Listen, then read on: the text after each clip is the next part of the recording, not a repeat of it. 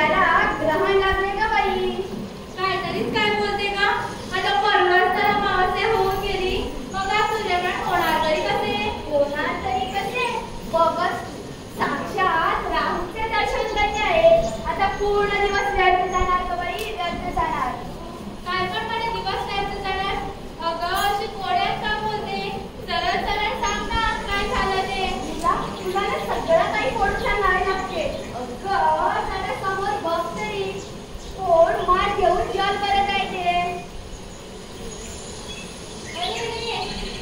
नशीब फुटता का बाई? नशीब फुटता आमचं. आज काय गटी घडे देवच जाणे.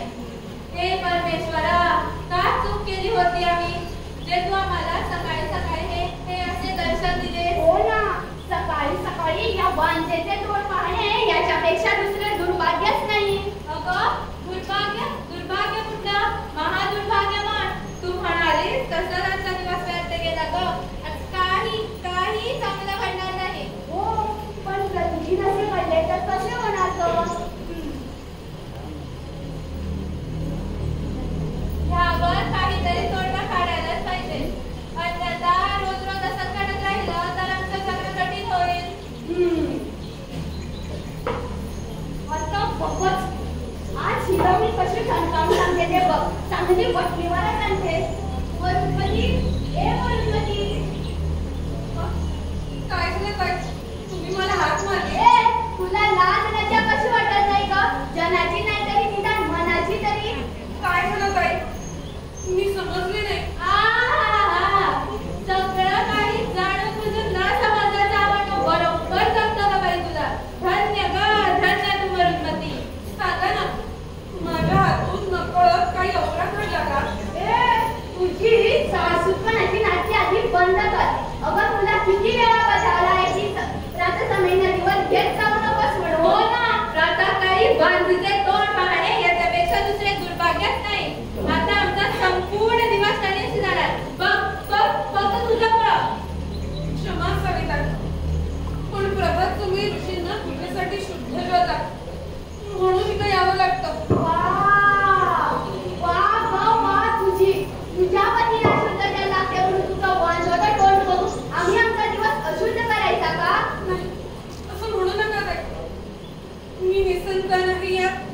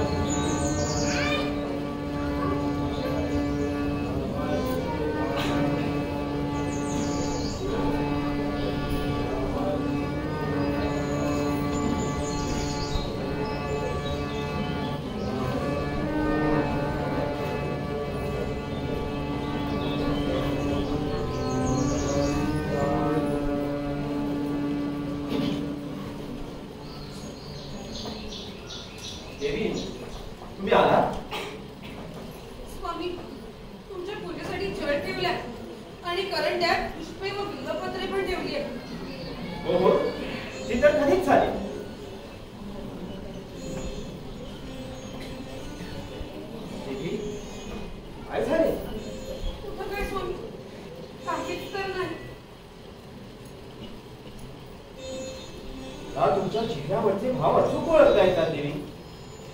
सांगा, तुम्ही अशा उदास काही घटित घडला आहे सांगा.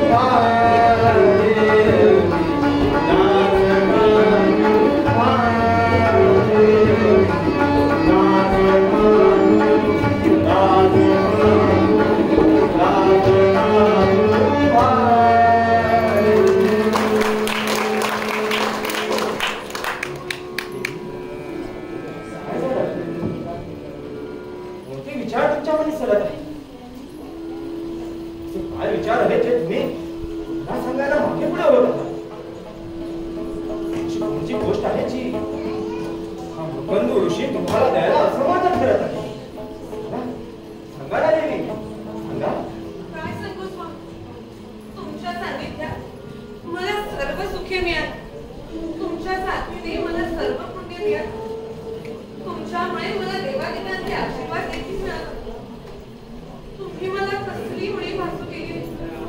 माझ्यासाठी हा आश्रम स्वर्गाहून कमी नाही स्वामी. मग तुम्ही अशा उदास का? कुठे स्वामी, मी तर आनंदी आहे. आनंद नंद असा शब्दाने सांगावा लागत. मुखावर दिसतो, वो मनातून प्रकट होतो, पण या चेहऱ्यावर तर असं काहीच दिसत नाही. तुम्ही असं वागता. बोला दीदी, बोला. मी एक स्त्री आहे आणि एका स्त्रीला मातृत्व लाभल्याशिवाय ती पूर्ण होत. मला माता व्हायचंय स्वामी, मला माता व्हायचंय.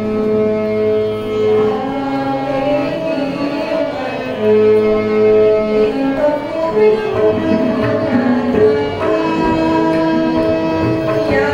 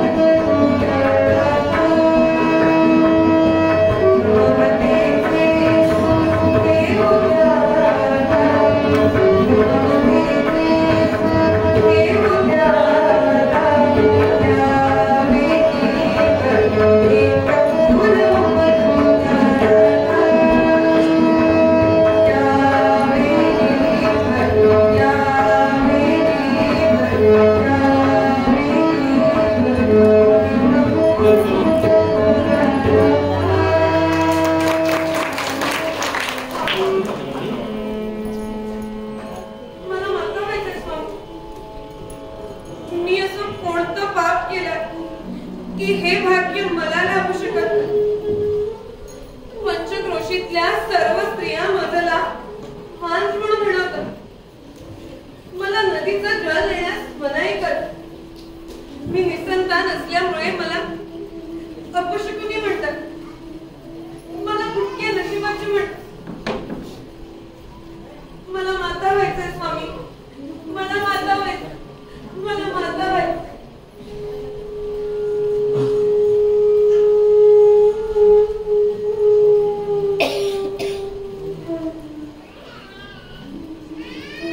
अवश्य देवी, अवश्य तुम्हाला मातृत्वाचे सुख संकोच लाभेल.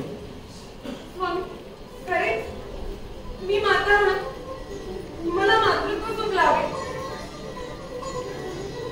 होय देवी, होय तुम्हाला निश्चितच संतान प्राप्ती होईल. परंतु त्यासाठी तुम्हाला घोर तप करावे लागेल. आपण सांगा स्वामी. मी कोणतेही जप तप व्रत करायला तयार. आपण फक्त मार्ग दाखवा. तो मार्ग किती खडतर असला तरी चालेल. आपण सांगा ना स्वामी. तर मग ऐका, तुम्हाला संतान प्राप्तीसाठी जगदंबा देवी पार्वतीची आराधना करावी लागेल. या निसंदेह तुमची मनोकामना पूर्ण करणार. खरे मी माता पार्वतीची मनापासून आराधना करतो. त्यांची आराधना करतो. त्यांना प्रसन्न करून घेणार. आपण सांगा. तर मग चला चला.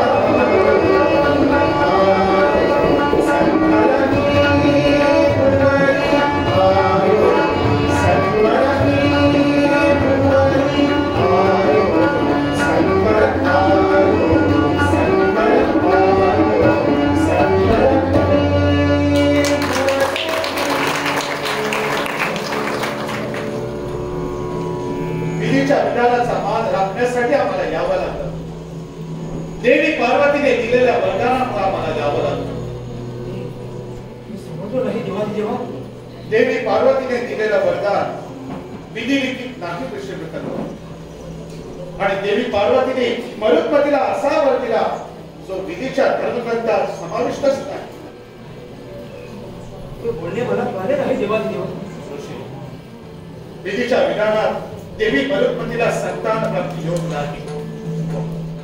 आणि पार्वतीने दिलेल्या वरदानामुळे सृष्टी चक्राचा सगळ्यात थोडंच बिघडला आहे. विश्व कल्याणासाठी आम्हाला हे रोखावेच लागलं.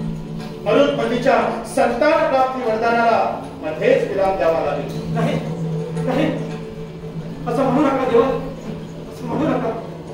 आज कितीतरी वर्षांनी मी देवी मरुत्पतीच्या चेहऱ्यावर खुशी बघितल्या. त्यांच्या मुखावर समाधानाच्या भावना बघितल्या. आज बोलतो बोलेल आता त्यांच्या आनंदाला क्षणिक होऊ देऊ नका. त्यांचा हास्य परत नेऊ नका. तुम्हाला तर माहितच आहे विधिलिखित जे असते तेच घडते. हा साऱ्या संसारातील विधाता तुम्हीच आहात. तुम्हीच उत्पत्ती आणि तुम्हीच समाप्ती आहात देवा. विधीचे विधान बदला. कृपा करा. आमच्या रूपी संतान घाला. आमच्या मध्ये संतान घाला. नाही म्हणू नका. नाही म्हणू नका. नाही म्हणू नका. नाही म्हणू नका. मी तुम्हाला संतान प्राप्ती देतो. पण एक पर्याय देतो. हो पर्याय सांगा. ऋषी भकंदो, तुम्हाला एक मी शतायुषी पण मतिमंद पुत्र देऊ शकतो अथवा अल्पायुषी परंतु अति बुद्धिमान पुत्र देऊ शकतो. सांगा तुम्हाला कोणता पर्याय हवा आहे? कसले दुविधा आहे तेव्हा विधीच्या विधानाचा समतोल राखण्यासाठी आम्हाला हे करावेच लागणार. सांगा तुम्हाला कोणता पुत्र हवा आहे?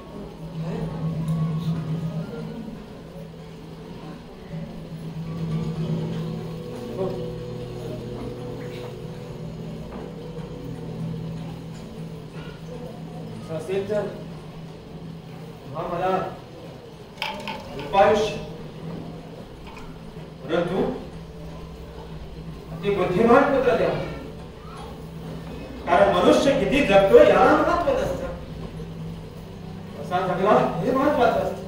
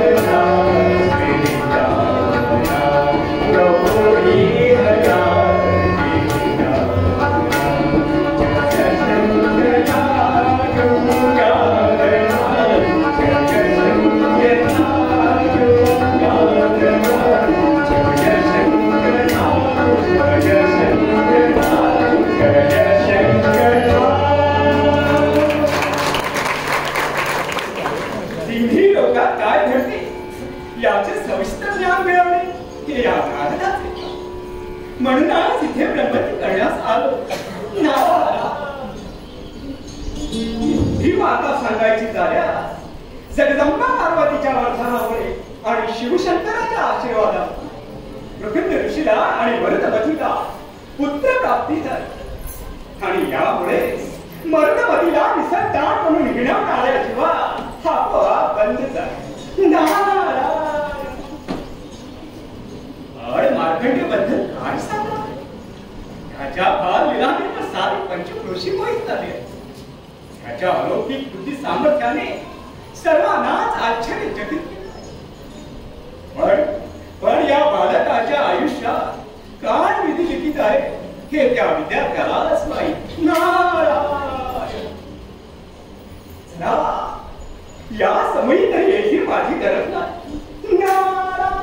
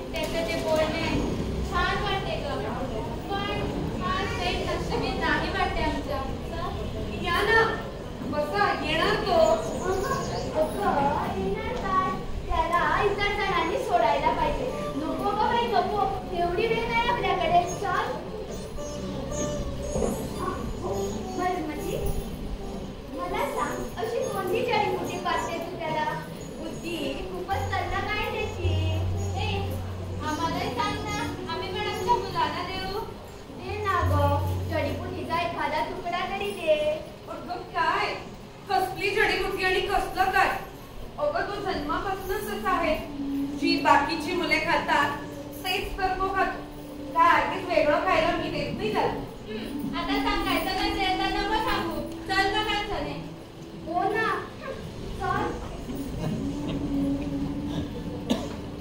किती वेळ झाला. कुठं गेला बरा बा. माझ्या सांगुल्या रे माझ्या सांगुल्या रे माझ्या सांगुल्या रे माझ्या सांगुल्या रे कुठं शोधू तुला माझ्या चकुल्या रे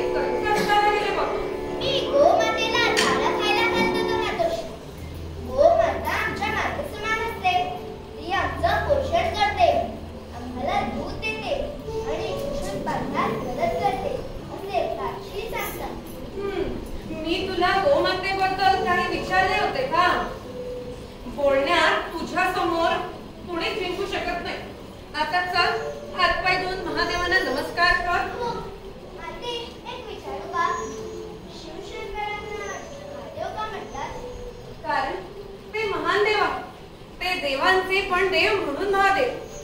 आता ह्यापेक्षा चांगलं उत्तर हवं असेल तर ताक्षी येण्याची वाट पहा. हो, तुझ्याकडे तर कधीच समाधानकारक उत्तरे मिळतच नाही. ताक्षी त्याचं उत्तर देतात. असं का? असं ताश्री कसली उत्तरे देतात? ताक्षी, आम्ही आलात? होय बा, आज काय नवीन प्रश्न घेऊन आलास? हा, आजचा प्रश्न एवढा कठीण नाही, पण सरळ आणि साधा आहे. हा, पण खूप महत्वाचा आहे. हो का? मग विचार तुझा सरळ, साधा आणि सोपा. हा, पण महत्वाचा प्रश्न. ताक्षी, शिवशंकरांना देवादिदेव महादेव का म्हणतात? कारण महादेव हे सर्व देवांचे देव आहेत. बघ, मी पण हेच सांगितलं होतं. तर म्हणतो कसा, तुझ्याकडे कधीच समाधानकारक उत्तरे मिळत नाही. आता ऐकले ना? हो, पण ताक्षी, शिव हे नाव घेतले तर मन प्रसन्न होतं. बरोबर ना? हो, अगदी बरोबर. शिवनाम आहेच तसे मंगलकार. शिव म्हणजे मंगल. हा विश्वाचा आधार आहे शिव. त्यांच्या कृपेने आणि इच्छेने हा सारा संसार चालत आहे. हे जनादी आणि ते जनांतर. खरेच ताक्षी? होतात आणि हा जन्म पण शिवशंभूच्या कृपाशीर्वादाने झाला. त्यांचे कृपाछत्र असते की आपण कोणत्याही महाकाय संकटाचा सामना करू शकतो. आपण कोणत्याही संकटातून वाचू शकतो. हो, निश्चितच. जेव्हा समोर काहीच मार्ग नसेल तेव्हा मुखी फक्त शिवनाम घ्यावं. योग्य मार्ग सापडणार आहे. पण ताक्षी, शिव दिसतात तरी कसे? तुम्ही पाहिलात का त्यांना? शिवशंकराचं स्वरूप अतिशय दिव्य. हे जटाधारी आहे. त्यांच्या जटा मुकुटात गंगाविराजमान आहे. त्यांनी आपल्या मस्तकी चंद्रधारण केला. समुद्र मंथनातून आलेला भराभर प्राशन केल्यामुळे त्यांचा कंठ निळा आहे. त्यांच्या गळ्यात सर्प व रुद्राक्षांच्या माळा शोभतात. हे आपल्या सर्वांना भस्म लावतात. आणि हो, त्यांना ते नेत्रे आहेत. म्हणजे तीन डोळे. हो, म्हणूनच त्यांना त्रिलोचन असेही म्हणतात. त्यांच्या बळकट बाहूत त्रिशूळ आणि डमरू असतात. त्यांच्या चेहऱ्यावर एक अति विलक्षण तेज. सूर्याच्या प्रकाशाएवढे तेज का? हो, पण फक्त एका नव्हे, सहस्र सूर्यांच्या प्रकाशाकडे.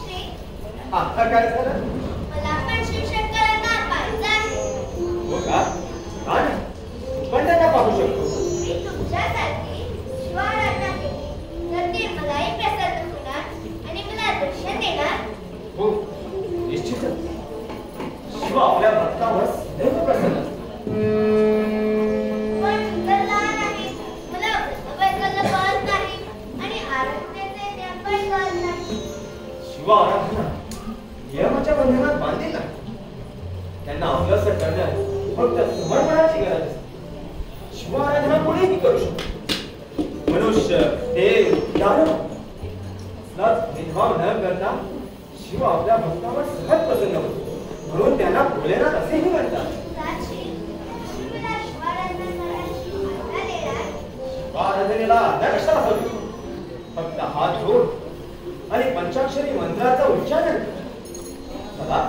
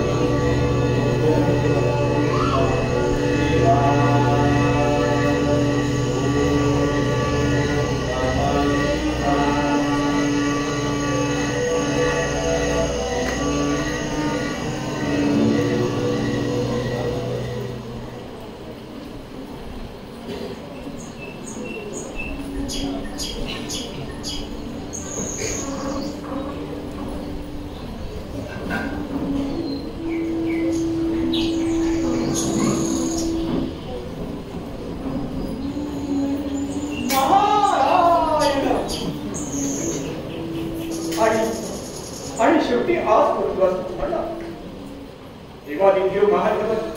ऋषी मुकुंदींना दिलेल्या वठारी पर्यायाचा आजचा हा दिन हा मार्कंडेयाचा अंतिम दिवस आहे. शिवभक्त मार्कंडेयाच्या विधीने काय लिहिले ते पुढचे क्षण सांगणार. परंतु भोलेनाथ शिवशंकर आपल्या भक्तांचे अंधारमय जीवन कसे प्रकाशमय करतात हे पाणी अधिक मनोरंजक करेल. नारायण. चला चला पाहूया नटेश्वर शिव कोणती नाट्यमय शिवली जात असतात.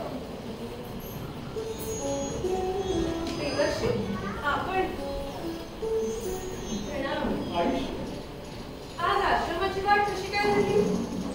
देवी बरोबर तिन्ही लोकांना जिथे जिथे काहीतरी विशेष करायचं असतं तिथे तिथे नारद हजेरी लावून सांगण्याचा उद्देश हाच.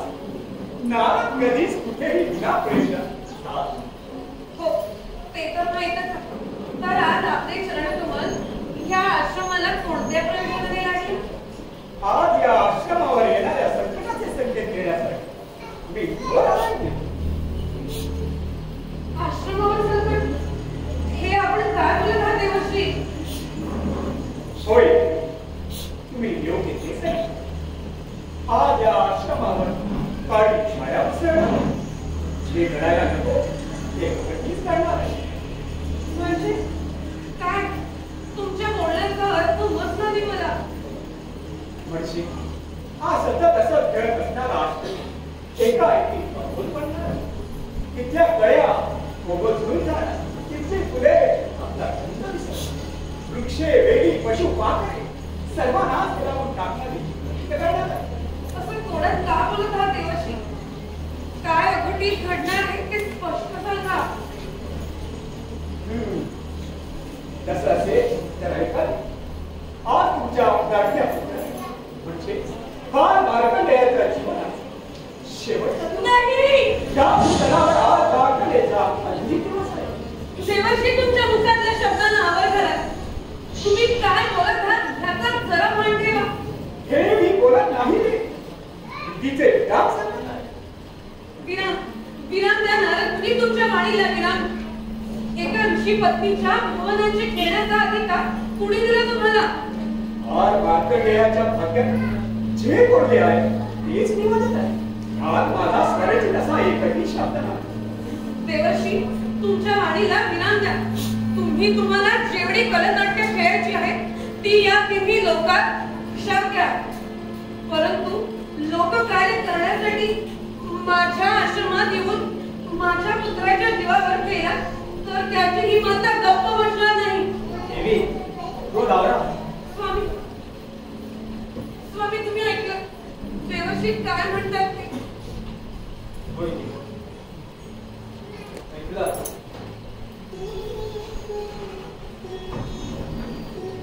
हेच सत्य आहे.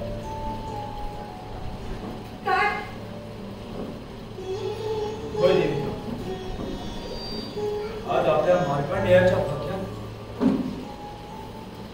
नियतीनं मृत्यूयोग लिहिला.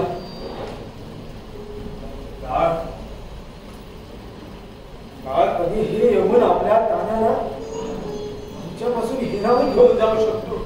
नाही नाही, असं बोलू नका स्वामी. सांगा सांगा, हे असत्य आहे. सांगा. आधी आधी देवी, हेच अंतिम सत्य आहे. जे विधी लिखित आहे ते घडणारच देवी. आपण रोखू नाही शकत. काळाला रोखण्याचे सामर्थ्य आपल्यात नाही देवी. पण यावर काहीतरी मार्ग असणार. आपण भोलेनाथ शिवशंकराची आराधना उपासना, भोलेनाथ नक्कीच काहीतरी मार्ग दाखवणार. भक्तांनी हाक मारली तर भोलेनाथ कुठूनही धावून येतात असे आपणच सांगत होता ना. होय देवी.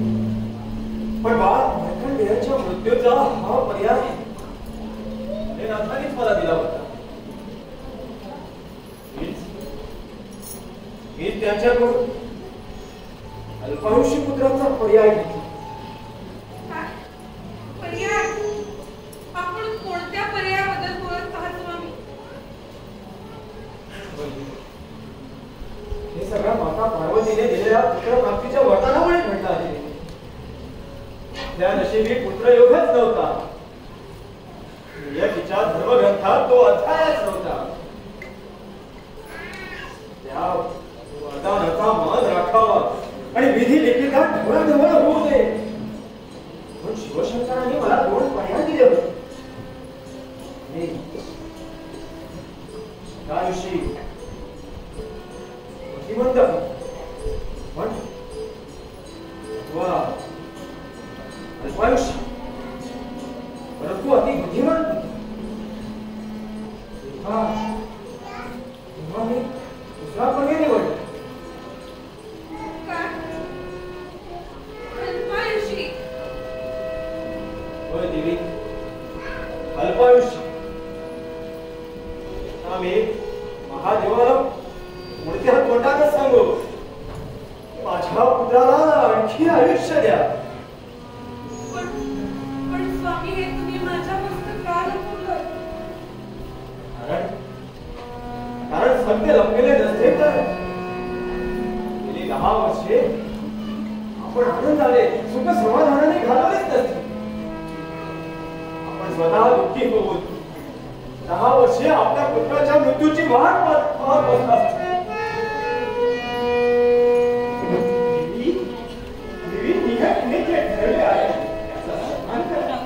आणि येणाऱ्या क्षणाला ध्यानी सामोरे योगेश्वर शिवशंकरांना म्हणी असेल हेच करणार. देवश, तुम्ही एका मातेला हे सांगता? कसं शक्य आहे? कोणती माता आपल्या पुत्राच्या मृत्यूला धैर्याने सामोरे जाऊ शकते?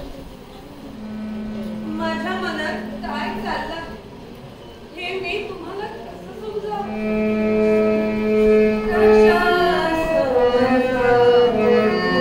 Thank you.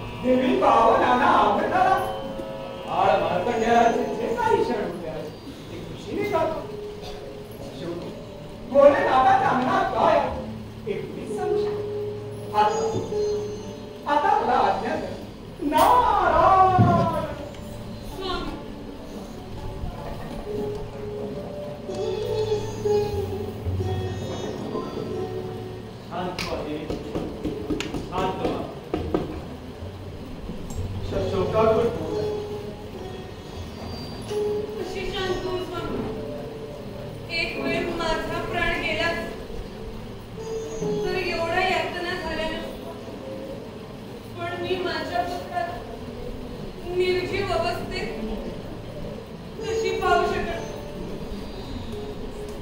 सर्व काही ठीक, सर्व काही ठीक.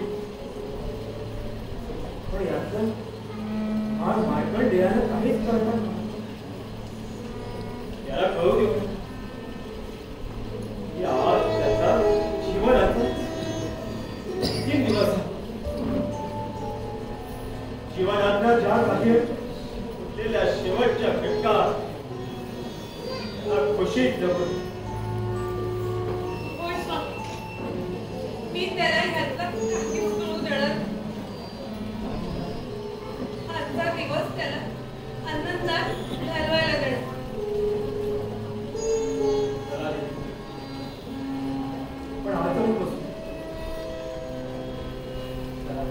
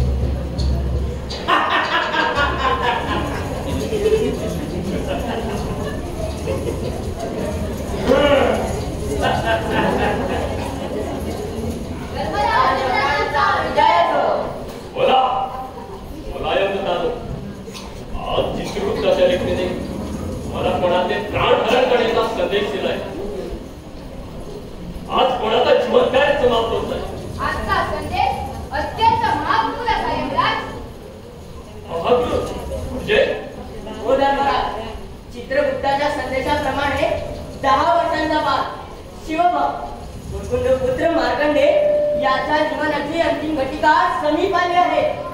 मृत्यू मृत्यू हेच मनुष्याच्या जीवनाचं अंतिम सत्य. तिला मृत्यूला कसे म्हणतात? पृथ्वीवर जन्म घेण्यात प्रत्येक जीवाला यवनकाचे आविष्कार ते सोडून द्या मोह जीवनाचा, सोडून द्या मोह जीवनाचा, सोडून द्या मोह जीवनाचा, सोडून द्या मोह जीवनाचा. यमहा अंकी बसली यमहा अंकी बसली सोडून द्या मोह जीवनाचा, सोडून द्या मोह जीवनाचा.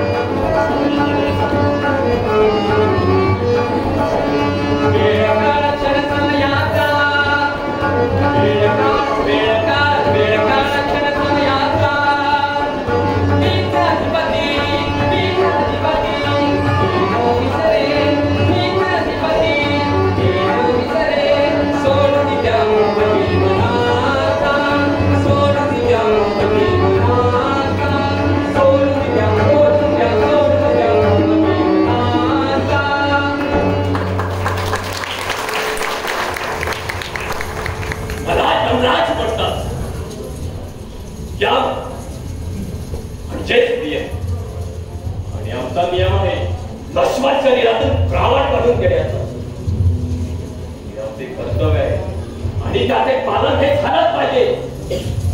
यमलोकात कर्तव्यात येणाऱ्या भावनांना मुळेच स्थान नाही. पण मुकुंद पुत्राला लहान वयात मृत्यू का?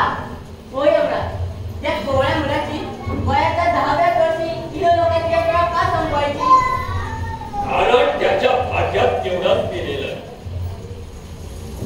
आता त्याच्या नशिबाय काळ.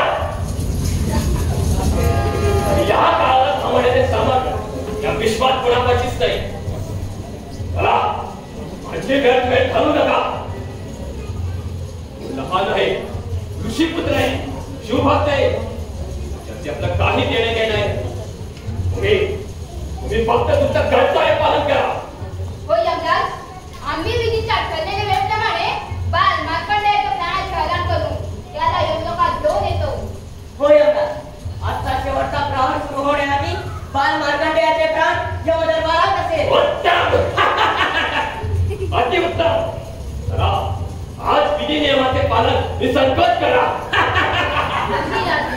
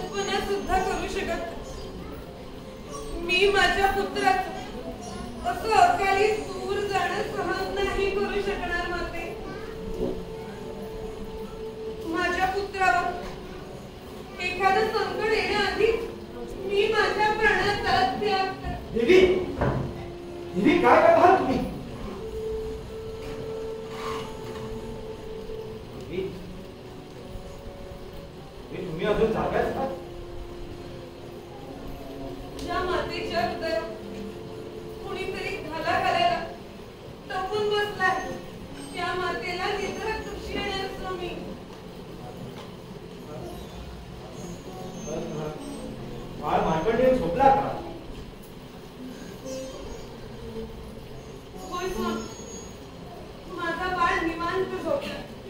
मी आताच बघून आले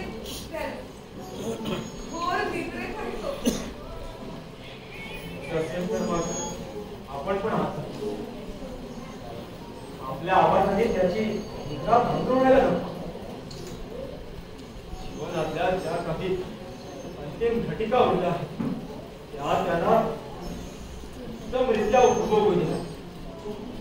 चला देवी.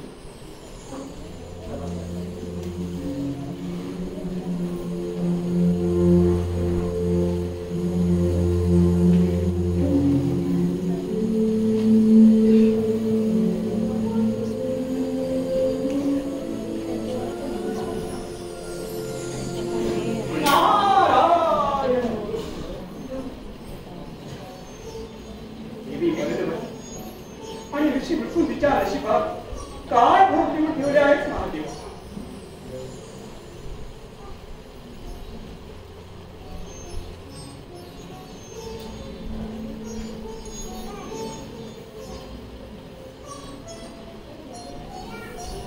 माझी माता खूपच दुःखी आहे. मी तिला असं दुःखी पाहू शकत नाही. पण यावर मार्ग तरी काय आहे? मी माझ्या मातेला पुन्हा आनंदी कसा पाहू?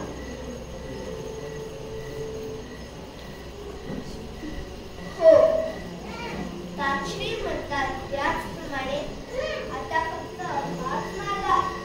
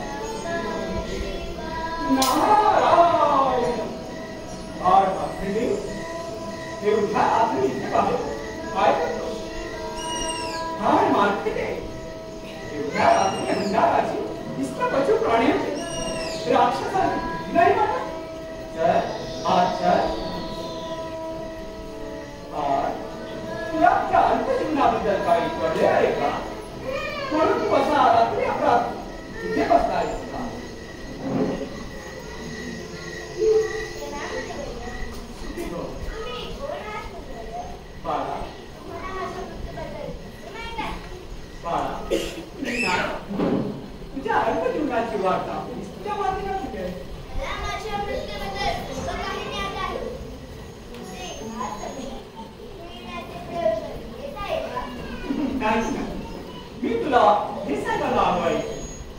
तेव्हा तुझे महादेवाची निष्ठापूर्ण भक्ती केल्यास या संसारातील मोठ्यातले मोठे संकट सुद्धा नाही.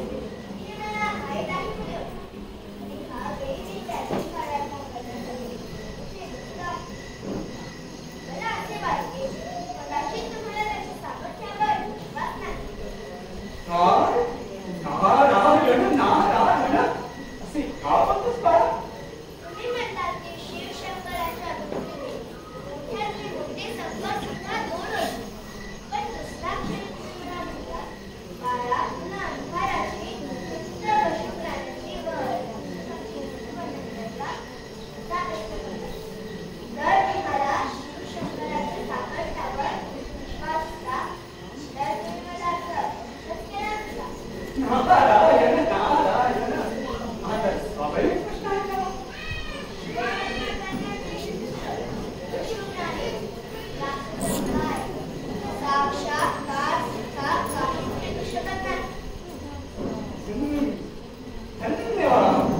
ऋषी रुद्रध्वनी तुला खूपच उत्तम ज्ञान दिले आहे. तुझ्या ज्ञानासमोर मी हार मानली बाळा. सांग मी तुझी काय सहाय्यता करू?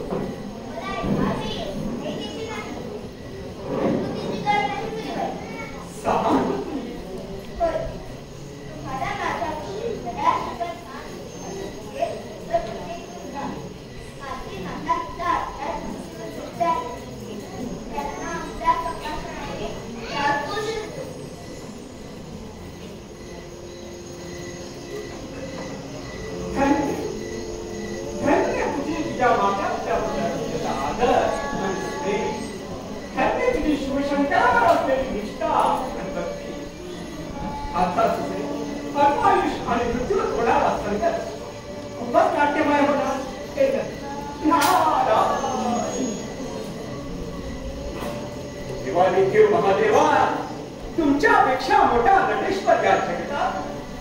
तेव्हा आमचे नाट्य असे काही रचवा की येणार सूर्योदय बाण मार्कंडेयाच्या जीवनात शिवभक्तीचा नवा प्रकाश देवोनी नारायण.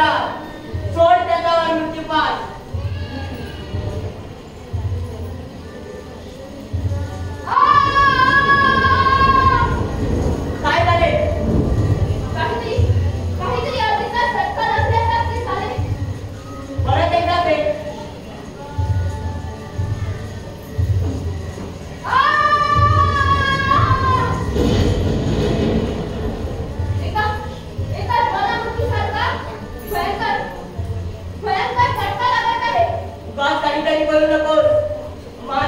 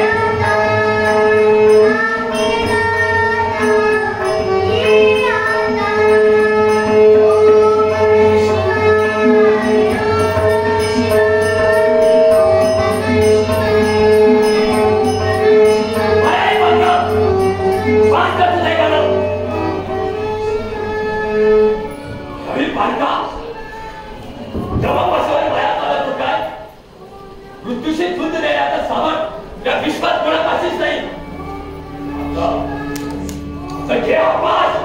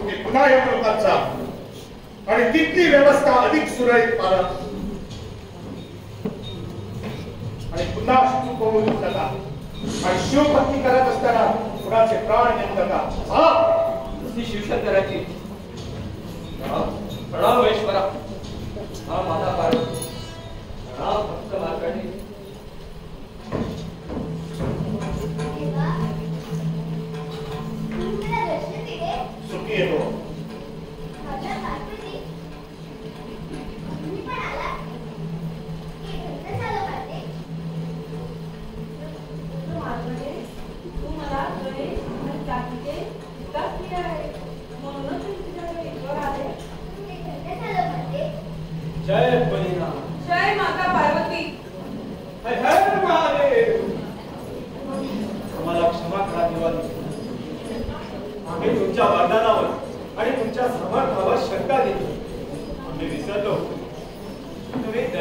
सागर आहात, तुम्ही तारणहार आहात. तसे पुत्राच्या चिंतेनं माता पित्यांचा वागणं साहजिकच आहे, पण आता चिंता करायची काही गरज नाही. बाळ मार्कंडेयचं नाव त्याच्या अपरात्वासारखे शिवभक्ता कमर झाले आहे. धन्यवाद देवादेवा महादेवा. माता पार्वती, तुमच्या कृपेने माझा विकास झाला आहे, अशी माझी माता मला सांगते. म्हणून माझी इच्छा आहे. बोल बाळ. माते, मी तुमच्या दया, माया आणि शक्तीवर एक ग्रंथ लिहिली. तो लिहिण्याची तुला आज्ञा द्यावी. बाळ मार्कंडेय, तुझ्या हस्ते हा लिखित ग्रंथ मार्कंडेय पुराण म्हणून प्रसिद्ध होणार आणि भक्तांचा युगायुगे मार्गदर्शन करणारा करेल. बाळ मार्कंडे, तुझ्या हस्ते जो लिखित मार्कंडे वाचला तो मला विशेष प्रार्थना होता आणि तुला आशीर्वाद देते. एवढंच नाही तर मार्कंडेय पुराणाचे श्लोक वाचल्यास कुठलीही पापी व्यक्ती आपल्या पापातून पापमुक्त होणार असा मी तुला म्हणते. देवादेवा महादेवा, माता पार्वती, जगत कल्याणासाठी मी तुमच्या आदेशाचा नक्कीच पालन करेन. जगदंबा माता पार्वती की जय. जय भोलेनाथ शिवशंकर की जय. तेव्हा विजय